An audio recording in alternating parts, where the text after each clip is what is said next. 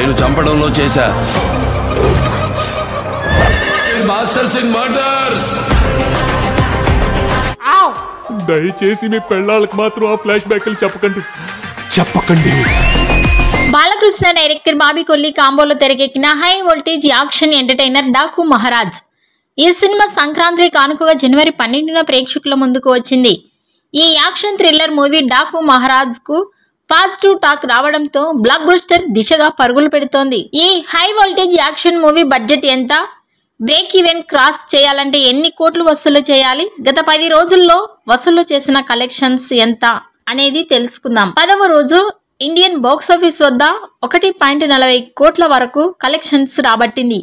దీనితో మొత్తం వసూల్లో దాదాపుగా 81.35 కోట్లకు పైగా చేరింది. ఇక మూవీ వరల్డ్ వైడ్ గా 160 కోట్లకు పైగా గ్రాస్ వసూలను సాధించింది.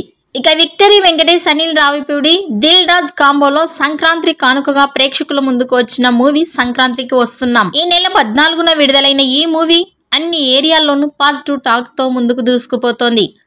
ముఖ్యంగా ఫ్యామిలీ ఆడియన్స్ తో పాటు ఎంటర్టైన్మెంట్ ని కోరుకునే ప్రేక్షకులు ఈ సినిమాకి బ్రహ్మరథం పడుతున్నారు. ఇక ఈ మూవీ తొలి రోజు నుంచే రికార్డు కలెక్షన్స్ ని సృష్టించిన విషయం తెలిసిందే. అందులో భాగంగా ఇప్పుడు వారం రోజుల్లోనే వరల్డ్ వైడ్ గా 203 కోట్ల రూపాయల గ్రాస్ కలెక్షన్స్ ని రాబట్టిన సరికొత్త హిస్టరీని క్రియేట్ చేసింది. ఇక కలెక్షన్స్ విషయానికి వస్తే డాకు మహారాజ్ సినిమా 10 రోజుల్లో మొత్తం 2 తెలుగు రాష్ట్రాలలో 65 కోట్ల షేర్, 106 కోట్ల గ్రాస్ కలెక్షన్స్ ని రాబట్టింది. ప్రపంచవ్యాప్తంగా 81 కోట్ల షేర్, 168 కోట్ల గ్రాస్ కలెక్షన్స్ ని రాబట్టినట్లు ట్రెండ్ వర్గాలు వెల్లడించాయి. ఈ సినిమా తెలుగు రాష్ట్రాలలో టార్గెట్ పూర్తి చేసుకున్నది. ప్రపంచవ్యాప్తంగా 50 లక్షల షేర్ కలెక్షన్స్ రాబడితే ఈ సినిమా లాభాల బాటలోనికి వెళ్తుంది. 11వ రోజు కలెక్షన్స్ లో టార్గెట్ ని మొత్తం పూర్తి చేస్తుంది అని ట్రెండ్ వర్గాలు తెలియజేస్తున్నాయి.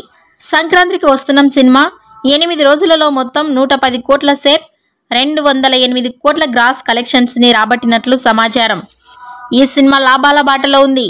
9వ రోజు కలెక్షన్స్ 3 నుండి 4 కోట్ల గ్రాస్ కలెక్షన్స్ రాబట్టవచ్చని ట్రెండ్ వర్గాలు వెల్లడించాయి.